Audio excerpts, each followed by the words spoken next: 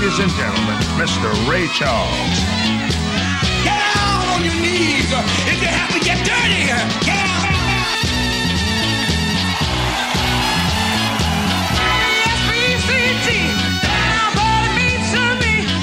Hit me, bam.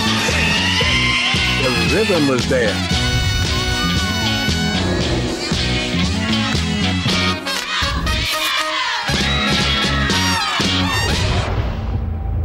It's 1967, and the mastermind behind the most successful black-owned business in history has achieved his dream. With a unique vision, he had created a music that appealed equally to black and white.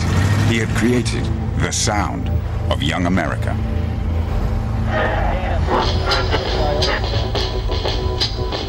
With a musical empire based in the industrial city of Detroit, he employed a group of artists envied across the world.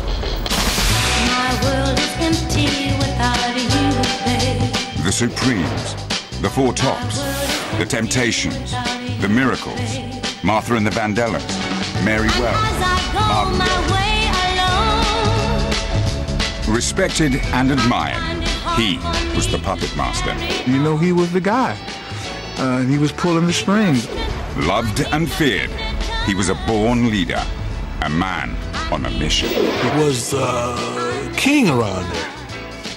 The emperor, king, and his majesty and all that rolled into one. Enigmatic and controlling, he shied away from publicity. He knows how to use people to get to get the job done. This is the story of how one man in the early 1960s had a vision for soul music. How he set up a small independent label called Motown, which would beat the majors at their own game. How even his strongest rivals in Chicago were left lagging behind. Chicago and Detroit were like gangsters. It was like we didn't want to have nothing to do with Motown, and they didn't want to have nothing to do with us. But by 1967, his empire was showing the strain of the times. My world is empty without you, babe. Without you, babe. With the Detroit riots came an end to an era of innocence. This is the story of Berry Gordy, black music's greatest Svengali, and his creation, Motown Records.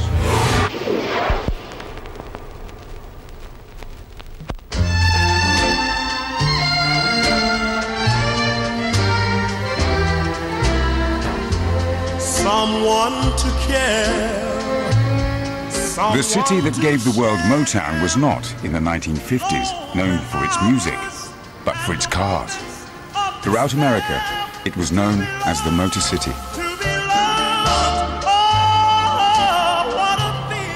And it was on a motor assembly line that Gordy, after serving in the Korean War and running his own jazz record store, began working in 1955.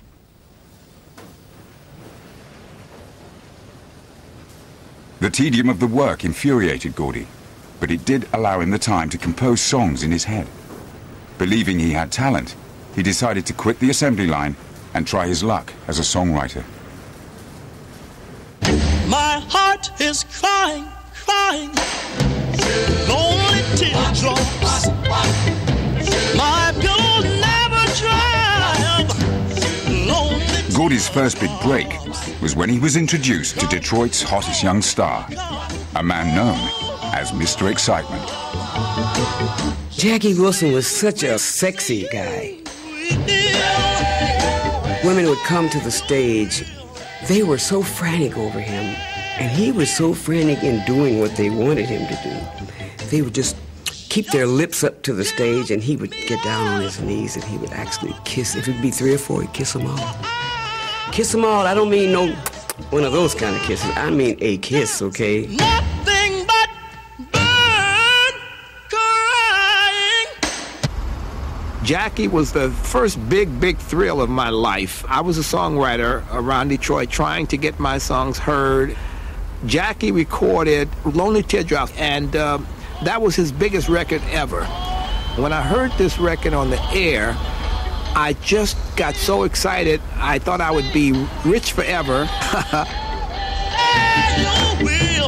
But although Gordy wrote 5 consecutive hit songs for Jackie Wilson, he didn't become rich. Berry Gordy was always a great writer. I mean, all the great records of Jackie's were written by Berry. And Berry probably felt that he should be receiving more money than he was receiving. And when the manager didn't want to change his thinking, there was a disagreement, and Berry then no longer wrote the songs. Gordy may not have made any real money from Jackie Wilson, but he did learn that there was money to be made. Leaving Jackie, he turned his attention instead to an emerging songwriter called Smokey Robinson. Together, in 1959, they decided that the only way to make real money was to start their own company. In a city without an established musical identity, Gordy was about to put Detroit on the musical map. He called the company Motown, after Detroit's nickname, the Motor City.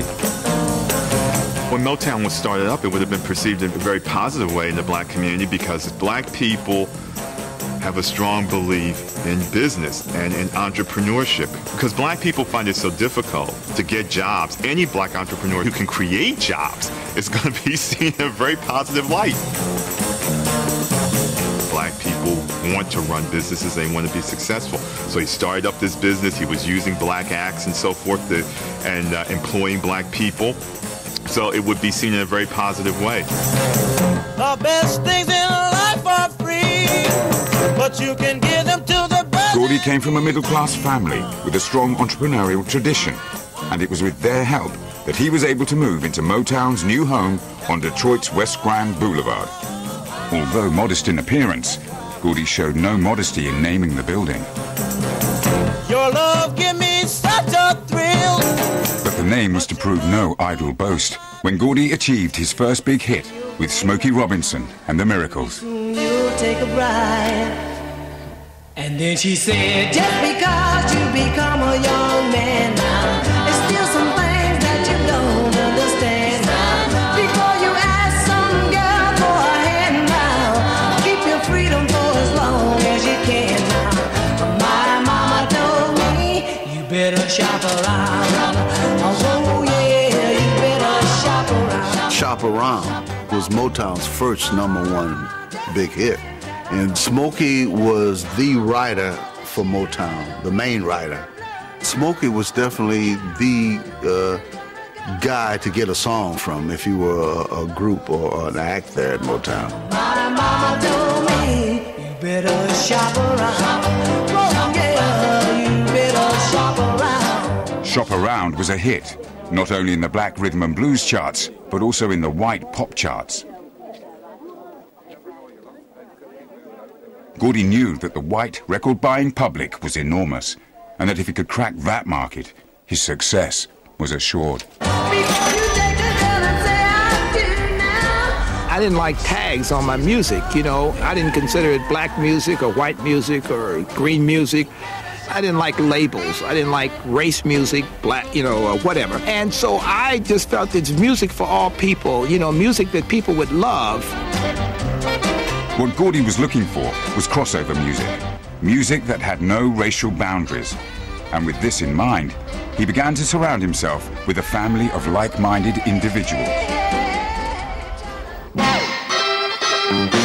Lamont Dozier, songwriter. When I came along in '62, I had some definite ideas on how I wanted to approach it. First of all, I wanted to eliminate or annihilate, in this case, this race music idea. Brian and Eddie Holland, producer and lyricist. If Berry Gordy didn't like you, he wouldn't deal with you. He liked people around him that were talented, especially young people. He loved young, you know, creative people. He enjoyed the relationship, you know, so that was very, very helpful and very fruitful to the whole development of that company. Mickey Stevenson, A&R man and talent scout. I came as a singer, and I brought my songs to sing, and he listened to my songs, and he said, oh, man, this is great. So I kept singing them, and kept bringing out more and more and more and more, and he said, okay. So I said, okay, what? He said, well, your songs are pretty good. He said, but your voice, that's for shit. So I said, oh, wait a minute, that's it for me. You know what I mean? I started collecting my music up. That's it, I'm out of here. I come to be a singer. He said, but wait a minute. He said, I know you handle musicians, and I heard you know, all the guys know you, and they got a lot of respect for you, and blah, blah, blah, blah. He said, why don't you consider being an A&R man for my company? And it was Mickey Stevenson who was to hire a group of musicians who would play on almost every record Motown released, the Funk Brothers.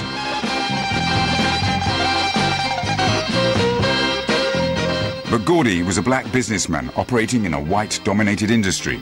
His masterstroke was to hire a man who knew that industry inside out. I was the first white person that was brought into Motown. I had the knowledge of the record industry. We had a great combination. I had no interest in going into the studio whatsoever. Barry had no interest as far as the marketing or the sales of the records. And we came out together great. One group of youngsters who were desperate to be part of this success were 3 teenage girls from the Brewster Projects, a working-class estate in downtown Detroit. Diana Ross, Florence Ballard, and Mary Wilson. The one thing about the Supremes is that I always felt that we together made one perfect human being. We were totally different. Myself being sort of like a middle person, very calm. I used to be.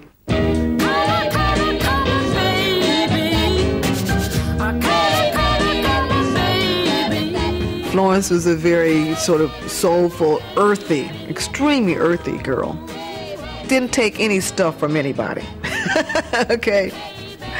Diane was always kind of fun and very, very playful. When we auditioned for Mr. Gordy, we sang all of the songs that we loved. We were just so thrilled, and we just knew we had done a great job, you know. And then Mr. Gordy said, well, you girls are really good. I liked them a lot, and they wanted me to sign them right away, and I said, well, not until you finish high school. We were like, what? We couldn't quite understand why he wouldn't sign us, you know. Then years later, we found out that he was just concerned. We were young girls, just barely 16, and he just didn't want to have anything to do with, you know, underage girls. I recall leaving the studio, and I remember Florence saying, he couldn't be so smart if he didn't recognize how great we were. But the Supremes were nothing if not persistent. Of course, they came back to the studio, and they learned everything they could. And when the semester was up, we signed them. Florence Ballard chose the name The Supremes, but after a string of unsuccessful recordings, the group became more commonly known as the No-Hit Supremes, despite achieving a modest success with a song written by Gordy himself. Don't lead me astray. Hey, let me go the right way. My heart, baby, it's all weak for you. It's weak for you. So please, be careful and treat me true. Let Me Go the Right Way was one of those records that we really thought was going to be a hit. I think what we really liked about it was that it was soulful. And, you know, we, like everybody else, were black and wanted something soulful. You know, it was like that was going to be our hit record. And it did do a little bit locally, I think, but it just didn't hit the charts and go all the way.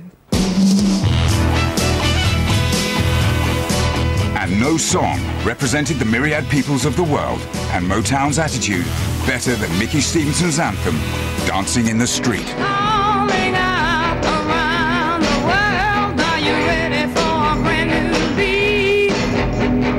Summer's here and the time is right for dancing in the street. I think it's like an anthem for all dance music. It's like the grandfather for all dance music. and it's gone from generation to generation because of the feeling. Again, the feeling that connects with the human psyche or the human spirit, I should say. No matter what race or color or whatever, it just grabs you, you know. That's what makes it, I guess, such a phenomenon. When I first heard it, I didn't like it. I didn't feel it. And after singing it my best the first time and not having a machine on, a little bit of rage came in the second delivery, but it's an exciting rage, and one that sometimes producers will do that. I don't know if they did it intentionally or what, but they got a good performance out of me. The right voice, the right arrangement, the Funk Brothers, everything seemed to be gelled for the song. And it all came together in such a way that it was just spirit-driven. Gordy had now found the perfect formula to ensure that his music was played not only on black radio stations, but more importantly, on white ones too.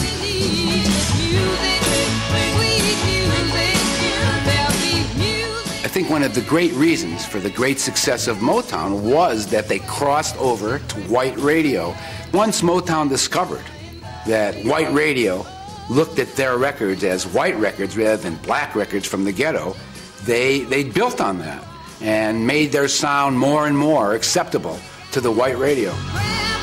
What Gordy had done was to transform Detroit from the Motor City into its new incarnation as the Music City.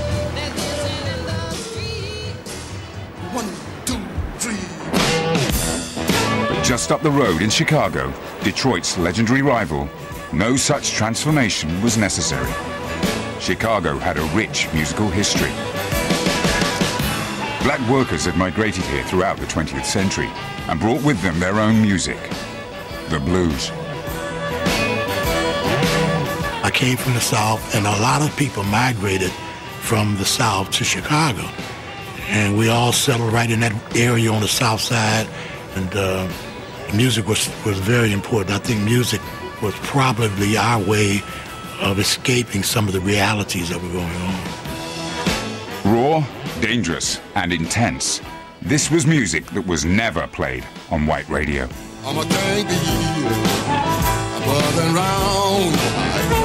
And since the 1940s, Chicago had had its own hugely successful label, Chess Records, founded by Polish immigrants Phil and Leonard Chess. We primarily were a blues record company. Starting in 1947, Chess beginning in 1950, artists like Muddy Waters, John Lee Hooker, Howlin' Wolf, we had them all. We were the best label in Chicago. Chess was the best, there's no doubt. But by the early 1960s, the blues market seemed old-fashioned and irrelevant to a new generation of aspirational black society. Chicago was changing, and it needed music that reflected that change. It needed soul. Oh, sometimes I get a good feeling, yeah. When I came over to Chicago, I wanted to sing what they were singing there, because what they were singing there was really cool. It just gave you a feeling, you know, of all right, I'm getting it now, you know.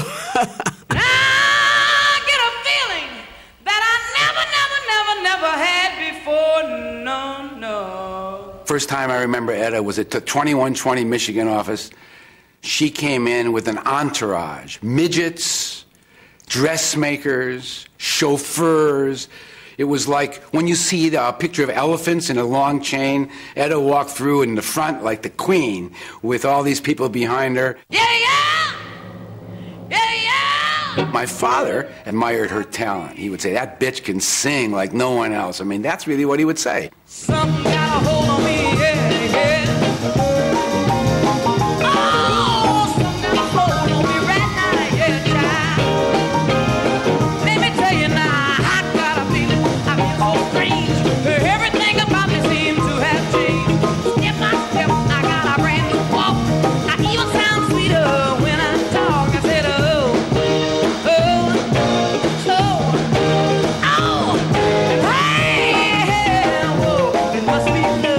When I started recording, Leonard would come down and get in the booth with me and just punch me in the side. Come on, Mother. You know, I would say, now why is he doing this? But he wanted to feel like he was producing, you know, me especially, because since I was the new, young thing there at the company. But Leonard Chess knew that to compete with the crossover success of his rivals at Motown, he would have to change Etta's image. He wanted to take Etta James from that rough kind of black music, black sales only, to the crossover. For us, crossover was get the white audience to buy it. That was the big sale. To expand out of the black market to the white radio and to the white audience meant many, many more sales. There are many more white people in America than black people. I'm so sorry for you. I didn't know what crossover was. I said, what does that mean? He said, it just means that they're going to get a pop record and you're going to be their pop artist. Then I went, oh my goodness, because I wasn't really into singing that stuff. I mean, I wanted to rock and roll, you know. And then he says, are you kidding? No, you want to be a pop artist. You make more money and everything. So I said, okay, that's cool. In order to achieve crossover, Leonard and Phil Chess employed what they called the sweetening. Sweetening, mostly it referred to strings or background voices. Anything like you could add. A good analogy would be an ice cream sundae. It starts out with scoops of ice cream, and you add the chocolate sauce, the nuts, and then the cherry on the top. That's the sweetening. Put your arms around me. I can't go on with this make-believe. I hope you'll find someone you won't deceive. I know for sure that strings did put a white sound, a whiter sound. It was white all the way, so whiter, on the music. If you were singing something and it was bluesy, when you put those strings on, it took that blues and made it sweet. You know, people would just shut their eyes and just, oh my goodness, this is so great, these strings. They call it the lush sound.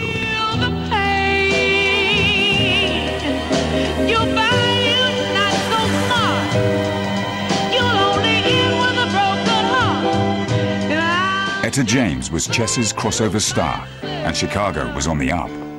With the addition of strings, they had transformed the blues into sophisticated soul. But no amount of sweetening could compete with what Gordy had up his sleeve for the no-hit Supremes. One day, Berry Gordy said to us, you know, you girls are so serious. He says, I'm going to put you with my best writing team, Holland Dozier Holland. Baby, baby.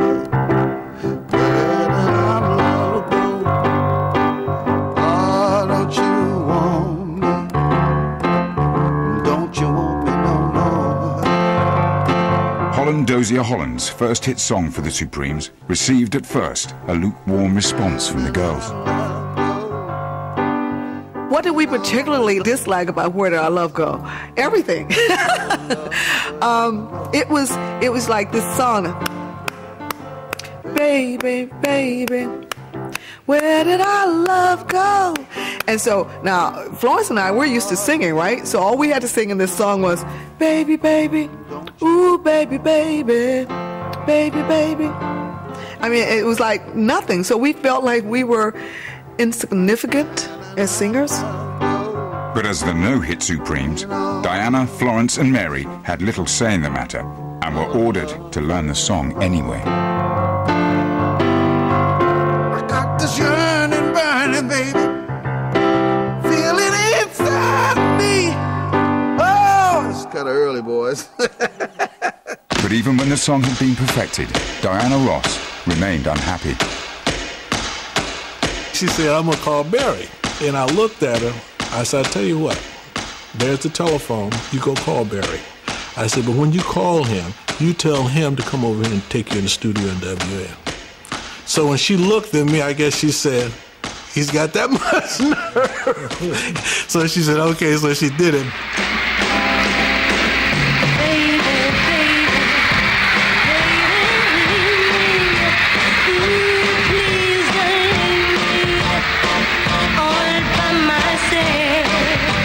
But she was unhappy. So she sang the song as dry as she could. And I remember the engineer turned around and looked at me. I said, leave it alone. Let's let it go. This is perfect. Because he could tell by her attitude, she was saying, to hell with this. But her voice wasn't. See? You know, she had that natural, beautiful, sultry voice that was coming through. And then when she went right through the whole song, and she said, is this what you want? I said, thank you. That's exactly what I want. Thank you. And that was the end of it. Diana, Florence, and Mary's misgivings were shared by an unlikely ally. I loved Diana Ross. She was always sweet, and Florence was cool, and Mary was Miss Glamour girl. But that was what used to bug me. So it was that, tell me, baby, tell the dad and the baby, do. I didn't care for that kind of stuff. Not that they were bad in any kind of way, but it was like, why are they singing like that? Gordy, though, knew that the Supreme singing style was exactly what made them so special. I think that Barry saw that we were what he was looking for to take the Motown sound a step further. In Diane, he saw that her sound was a little more unique in that it was very different from others. You know, sometimes when you have so many people who all sound soulful, and you know, it's like whatever. She had a uniquely different sound.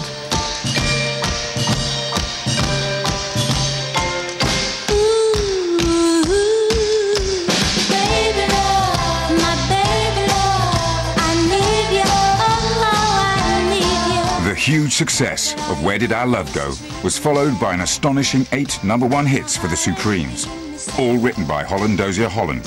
Together, they had found the perfect pop formula.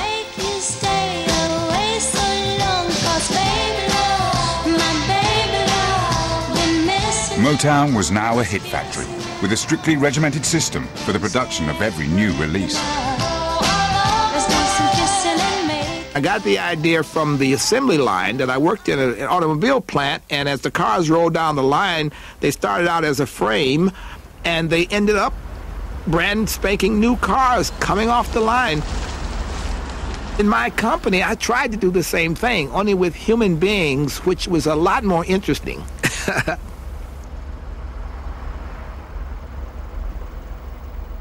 Motown was a production line. I mean, that's what made them so great, because there was a plan, there was a layout of how it should work. The production line began with Motown's producers and writers competing to create the next big hit. Secrecy was key.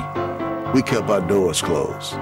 Whenever we were working in our office, we made sure there wasn't anybody lurking outside our door listening to the different things that we were coming up with. Once they had a song, it was recorded, often within the day, by the Funk Brothers, Motown's house band. The Funk Brothers, in my opinion, were invaluable to that company, is because they could execute what Bryant and Lamont wanted them to do. Because basically, when Bryant and Lamont would go into the studio, they would only have chord sheets. The arrangements were done in their heads on the spot. Before the records were released, they had to come before a quality control meeting where Gordy and his team would scrutinize the song to see whether it was good enough to be a major hit. Minor hits were not acceptable. It was survival of the fittest, so to speak. That's when the real fun started and the real competition. And of course, the real hit records came out of that, because it had to be great to get out of that meeting alive. Nowhere to run to, baby. And with Gordy in overall control, the production line went into overdrive. Got nowhere to run to, baby. Nowhere to hide. It's not love I'm running from. It's the heartbreak I know will come. 'Cause I know you're no good for me. But you become a part of me. Everywhere I go, your face I see.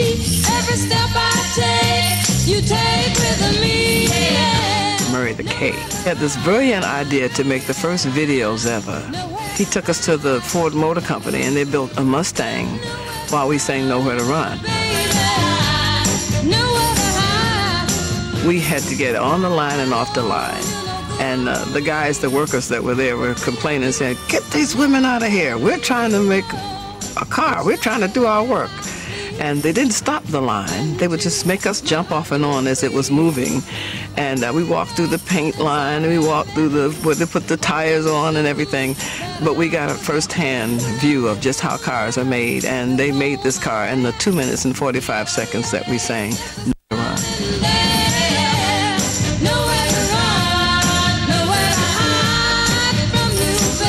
It may have been a production line, but new methods were constantly employed to create a new sound. We went out in the garage, and back of the studio, there was some old chains back there. And we wanted something to give a different sound, give a clinking sound. Well, we brought those chains and different things into the studio and mic'd them up, put a microphone on it, and tried to see what type of sound we would get. Then we start putting it on a beat. Clank, clank, clank. And he held that chain and beat that chain until his hand actually bled, making the sound that you hear in the rhythm. But Motown needed more than just an efficient production line to ensure sales in the record shops. Machinery was the people there at Motown. And I've been told I have a reputation of being a tough guy. Distributors didn't pay their bills. They had a lot of trouble because I believed if I sold you something and you sold it, you're entitled to pay me. And I would not accept anything less than it. And that's where I got a reputation there. I collected the money. I always got our money. Whether you personally dig the Detroit sound or not, there's no question it's being dug by a lot of youngsters to the happy tune here of an estimated $15 million gross a year. Richard O'Brien, CBS News, Detroit. Held scoreless by Chicago, the Detroit Lions explode with Tobin Rote quarterbacking and passing. Chicago knew that Motown was on the right track and was looking on enviously. And a great run back. Whoops, he's down. It was almost like rival teams, you know. If they had a good idea, we just went along. We tried to use it. We were always listening. These guys would go out and buy Motown records and come back and sit us up and make us listen to them. The writers said, "Now this is what we want. We want to emulate this." And with Chess in the doldrums, having had no major hits for several years, Leonard and Phil Chess needed a rescue plan.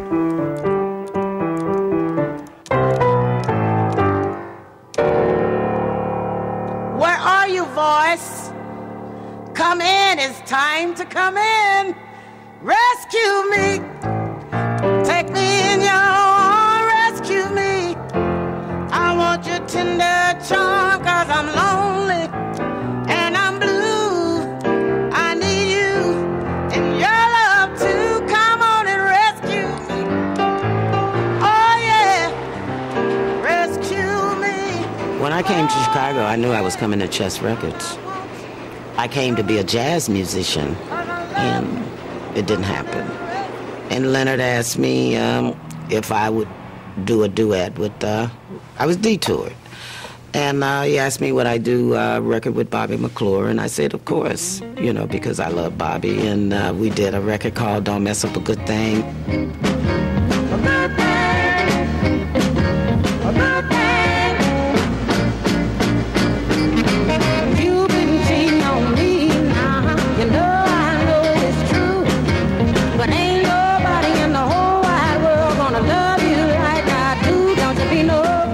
Don't Mess Up a Good Thing was never going to rival anything at Motown, charting at a modest number 33.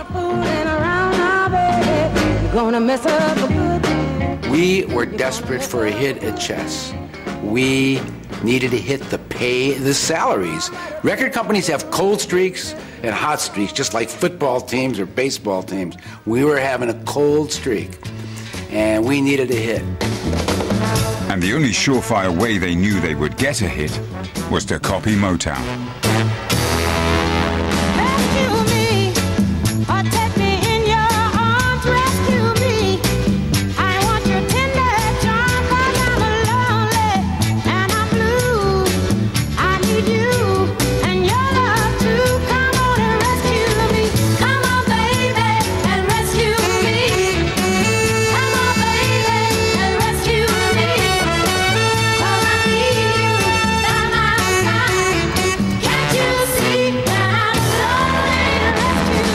I will have to tell you, Rescue Me was inspired by the Motown sound. That year, Motown was hot. They were on the charts with all those kind of bass lines and drum riffs. Yes, it was one of the few chess records that took from Motown and tried to have a similar kind of hit.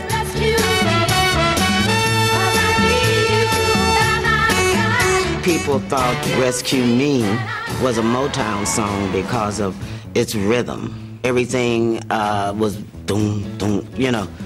It was on the one. Everything was on the one. It was on the beat and everything. And everybody thought it was Motown automatically, you know, because Chess wasn't doing nothing like that. But that was on Motown, wasn't it? Chess? Well, that was the time when we all felt like...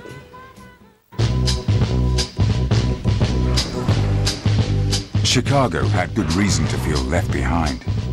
Gordy had taken his #1 band, the Supremes, from the projects downtown into the very heart of the white establishment, Uptown. My world is empty without you, babe. My world is empty without you, babe. And as I go my way alone, I find it hard for me to carry on. I would see critics who would write about us and say, you know, the Supremes are homogenized and they're this and that, you know, and that hurt. It really did hurt us, you know, because we wanted to be so much more. In the later part of the 60s, among black kids I knew was this feeling that whites were kind of co-opting this music, and there was no longer a sense of pride about whites liking the music. So there was this kind of sense that Gordy was making a mistake by trying to make his music have this integration, assimilation appeal that people no longer liked. I remember one kid said, oh, this music shouldn't be called the sound of young America, it should be called the sound of black America. And accusations that Gordy was out of touch were echoed within the Motown family itself when acts were pushed into the world of white entertainment. While he says fly with the moon on their wings, these are a few of my favorite things. Florence was not as comfortable doing the Hollywood scene. I mean, some people just aren't. People just are not, and Florence was one of those. If it's soft fluff in this, you know, I mean, how can you fight something that looks good? But she just wasn't comfortable with that. So for her to do some of the things that we had to do, she just felt it was fake. I mean, she wanted to be real. You know, she didn't want to be make-believe. But the direction the Supremes were taking was not Florence's only concern. With the rise and rise of Diana Ross, Florence and Mary were no longer backing singers, but background singers.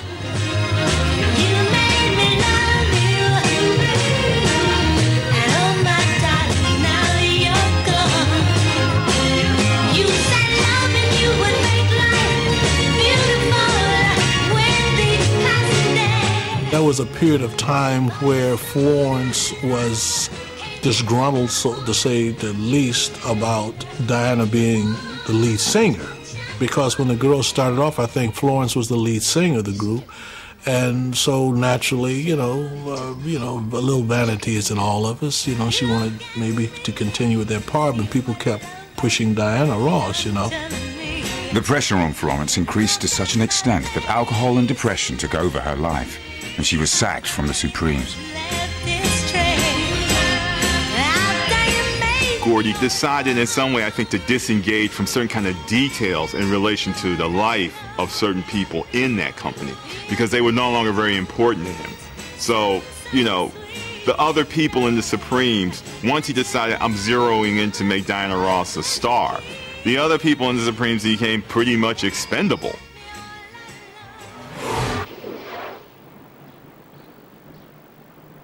If Gordy was seen to be disengaging from personal issues within the Motown family, he was also criticized for ignoring the bigger problems affecting America. With the escalating war in Vietnam, a growing urban crisis, and the rise of the civil rights movement, the optimism of the early 1960s had evaporated. And the mood of the country had changed. Suddenly, Motown seemed hopelessly out of touch. You must know that in that period of time, Barry was interested in building his company. He was not interested, I don't think, so much in the civil rights movement.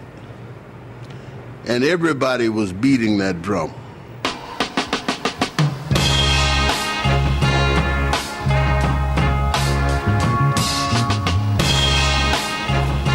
And it would be in Chicago, not Detroit, that America's social conscience was heard. If you had a choice of colors, which one would you choose, my brothers? If there was no day or night, which would you prefer to be right? Curtis Mayfield was one of the first artists to sing openly about community struggle and racial harmony. He grew up in Chicago's housing projects. Obsessed by music, he began writing and performing aged 14. After a series of pop hits with the Impressions, he increasingly turned his attention to songs with a social message. People must prove to the people a better day is coming for you and for me, with just a little bit more education and love for our nation would make a better society. I think the reason Curtis was singled out, so to speak, was because Curtis was writing in the period when the civil rights movement was just really kind of getting rolling in America. His songs, People Get Ready, there's a train a-coming.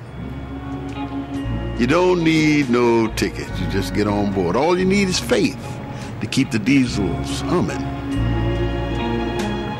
I mean, that's poetry. People get ready, there's a train a-coming. You don't need no baggage, you just get on board. All you need is faith to hear the dealers humming.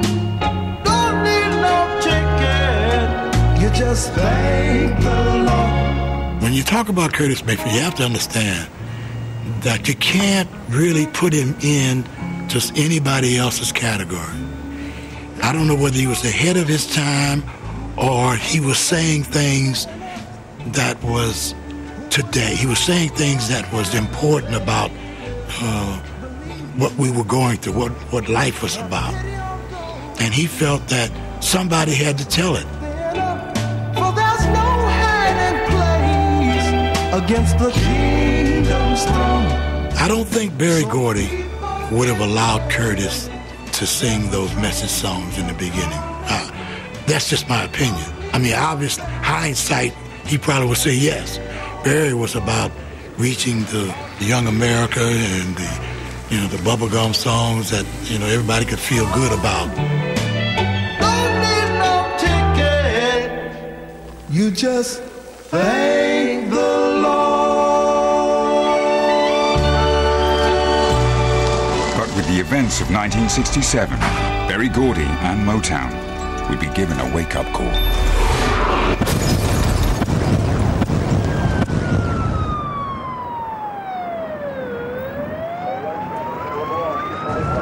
With 5 days of violence, 7,000 arrests, 1,000 injured and 43 dead, Detroit experienced the worst riot in its history.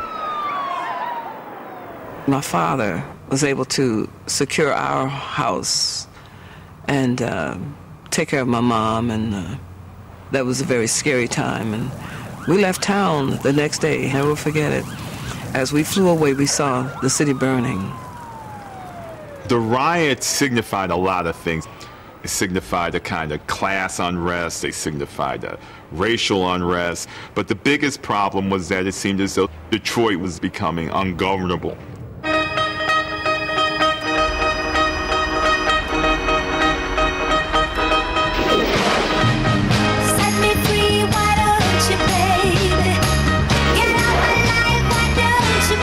All this was bad news for Berry Gordy, whose Motown organization was also being challenged in other ways. In '67, we decided to go on strike because we wanted to have a part in the business, a piece of the pie, as it were. Our own artists, maybe a deal, a subsidiary label deal. Gordy, though, was never going to give up any part of his Motown empire. There was to be no negotiation.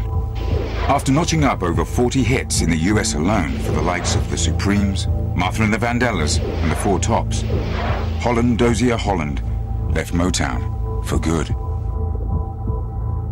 That was just a backbreaker to me, I mean, to all of us.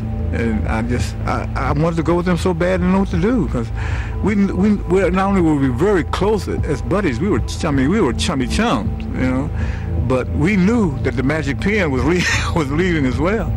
But we didn't realize how bad that would affect us until after they were really gone.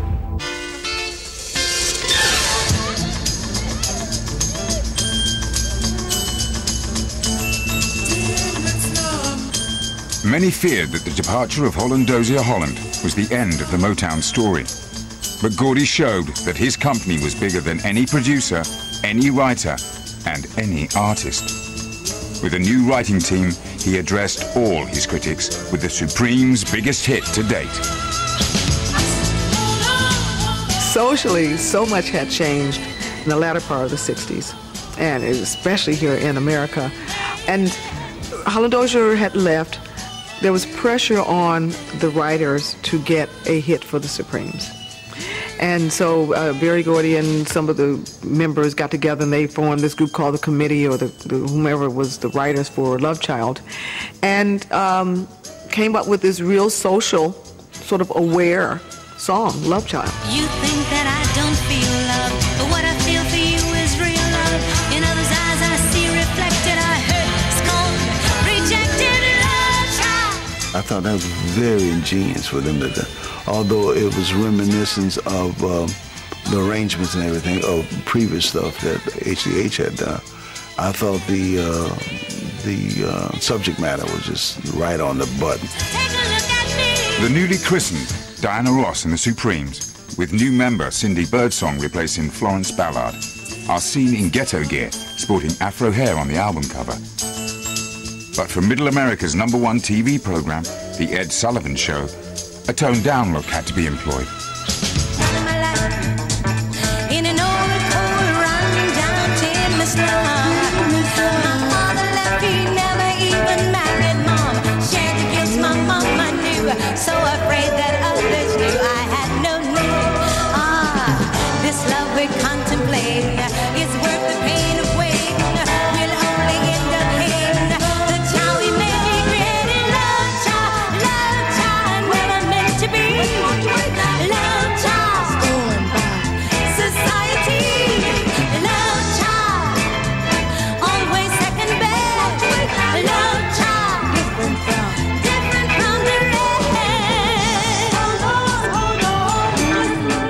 We were now part of the social issues of America, and we were women, and we were talking about something that meant something to us. So we were very aware that it was a social statement, and we were very happy that finally we were mature. We were always trying to be mature. The Supremes and Motown had grown up and come of age. With Love Child, Gordy had shown that his company had the ability to adapt and change with the times.